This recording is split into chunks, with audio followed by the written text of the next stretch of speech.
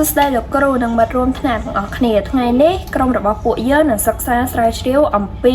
អ្វីទៅគឺជាឥទ្ធិពលនៃកំណើន GDP នៃប្រទេសសហរដ្ឋអាមេរិកនិងចិនមកលើសេដ្ឋកិច្ចកម្ពុជាជាដំបូងយើងត្រូវស្គាល់ថាតើអ្វីទៅគឺជា GDP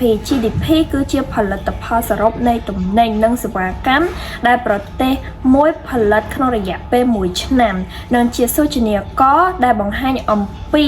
កម្លាំងសេដ្ឋកិច្ចនៃប្រទេសនោះកម្ពុជាមានអត្រាកំណើនសេដ្ឋកិច្ចជាមធ្យមពី6ទៅ7% ចាប់តាំងពីឆ្នាំ2000មកម្លេះប៉ុន្តែសេដ្ឋកិច្ចយើងពឹងផ្អែកខ្លាំងទៅលើការនាំចេញវិនិយោគបរទេសនិងសេដ្ឋកិច្ចជាពិសេសពីប្រទេសចិននិងសហរដ្ឋអាមេរិក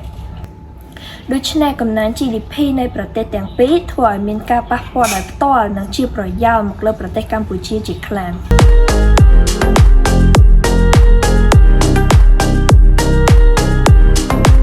ចិនគឺជាដៃគូសហការធំបំផុតរបស់ប្រទេសកម្ពុជាការវិនិយោគរបស់ប្រទេសចិនមានជាង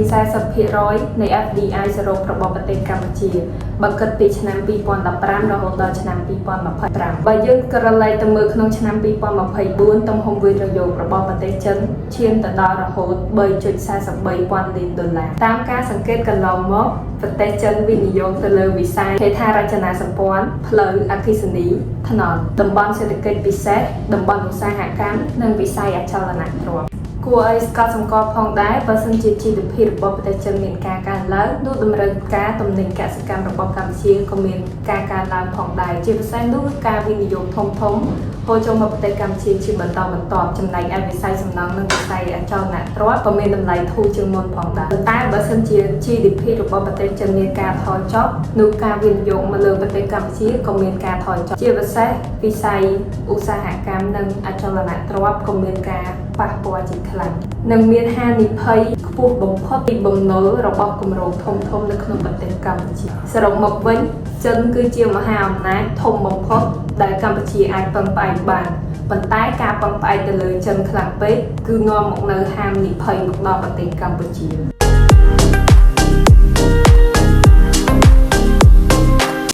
សារអាមេរិកទូមានចំណែកឆ្ងាយមែនពិតប៉ុន្តែគឺជាទីផ្សារសំខាន់បំផុតសម្រាប់ការនាំចេញរបស់ប្រទេសកម្ពុជាប្រទេសយើងបាននាំចេញទំនិញ 30% ទៅ 35% នៃទំនិញសហរដ្ឋអាមេរិកក្នុងនោះស្ទើរតែទាំងស្រុងគឺជាវិស័យសម្លៀកបំពាក់កាបូបស្បែកជើងនិងអាហារកែច្នៃ GDP របស់អាមេរិកធ្លាក់កម្ពុជាទិញទឹកការងារខាតបង់ GDP របស់កម្ពុជាធ្លាក់ចុះតាមនោះ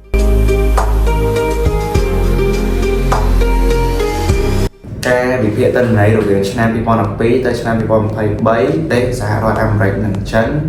ហើយនិងកម្ពុជាមាន GDP បានកើនឡើងមែនទែនបើសិនជា GDP របស់ប្រទេសចិននិងសហរដ្ឋអាមេរិកកើនឡើងកម្ពុជាក៏បានកើនឡើងដូចគ្នាប៉ុន្តែបើ GDP របស់អាមេរិកហើយនិងចិនធ្លាក់ចុះកម្ពុជាក៏ធ្លាក់ចុះតាមនឹងដែរដើម្បីកាត់បន្ថយហានិភ័យកម្ពុជាគួរតែបង្កើតទីផ្សារថ្មីរកទីផ្សារថ្មីជាមួយនឹងសហភាពអឺរ៉ុបកូរ៉េជប៉ុននិងពង្រឹងឧស្សាហកម្មក្នុងស្រុកដូចជាកសិកម្មកែច្នៃ Fintech ហើយនិងអេឡិចត្រូនិកបំពេញផ្អែកពីប្រទេសផ្សេងៗហើយនិងពង្រឹងគោលនយោបាយពន្ធនិងវិនិយោគថែម